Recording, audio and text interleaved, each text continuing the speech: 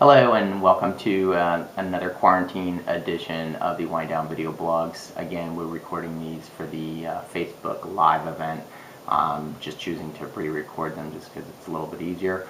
But we hope you enjoy tonight's Facebook Live at West Reading event. I wanted to do a quick video, just like a wine 101, to kind of, once hopefully all this quarantine stuff is over, when we get back out to restaurants, just to make ordering a glass of wine a little bit easier. So just a small quick evolution. Maybe some people, if you like sweeter styled wines, that's great. And there's no, people think there's like a stigma about it, but there really isn't. I'll drink sweet wines. It depends. I'm more of a food and wine pairing kind of person, so if the sweet wine happens to go with whatever I'm having, I'll enjoy a sweet wine or whatever it might be.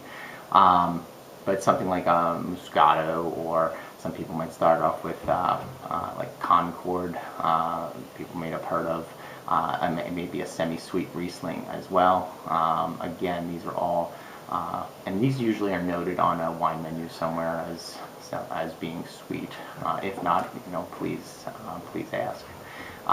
The next realm from there is drier style wines, and we just denote these wines as wines without residual sugar, that you can perceive or taste.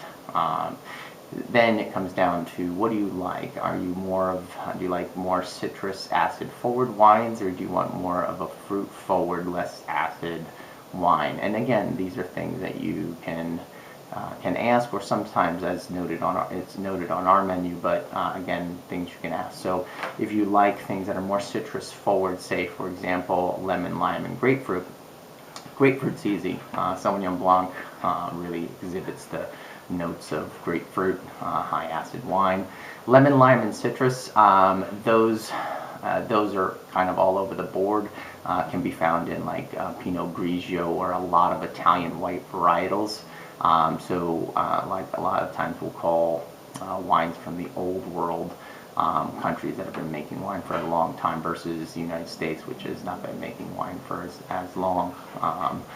Those wines are more citrus, or citrus forward, let's just say. So again, like that kind of lemon, lime, citrus note, up front, if that's your style. Again, you're going to kind of develop your palate in that regard. And again, it's, people go all over the board sometimes because you can enjoy different things, but some people that enjoy a specific avenue enjoy a specific avenue.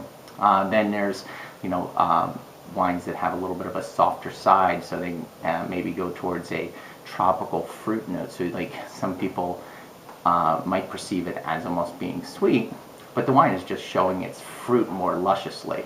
So it's showing more notes of peach and apricot. And that's, again, it's not that the wine is sweet, it's just more, the wine is more ripe, or the citrus, or the fruit, the grapes were a little bit more ripe, and they're showing a little bit more ripe notes. So just consider like lemon, lime, and grapefruit kind of on the underripe side of the world, and then when you go towards peach, papaya, and those things, to the more ripe side of the world. So just kind of knowing where your flavor boundaries are helpful. And then we move on to red wines, and it's the same thing. When we talk about underripe notes, we'll talk about sour cherry, pomegranate, currants, and then we'll talk about the more ripe side of things. We'll go to figs, prunes, and dates. And there's different wines in that regard, so kind of knowing what your style is. Some people might enjoy that sour cherry pomegranate, thinking of a Pinot Noir, either it be from France and or California. Again, the ones from California might be a little bit more ripe than something from France. Or maybe a Barbera from Italy might be more that sour, less ripe kind of flavor. Where we go to the other side of the spectrum, where we go more ripe, and a little bit higher alcohol, we go, a red Zinfandel, for example, really more ripe flavors there, kind of showing a little bit kind of that, like a little bit more fig notes, or a little bit more warmer, jammy notes. You'll often see the jammy term used with with red wines. So really, it's kind of knowing what your flavor spectrum are and where you are and everything. You know, just to know how to order a glass of wine or order something that you're going to enjoy. And once you kind of figure out your lane, you kind of it'll kind of get a little bit easier. And again, ask questions. Our staff usually is able to guide you in the right direction. Our menu lays it out for you fairly easy, so if you know what style you are, you can kind of figure it out fairly quickly. So I hope that helps a little bit, and we'll see you next time, and hopefully we'll see you very soon. Take care.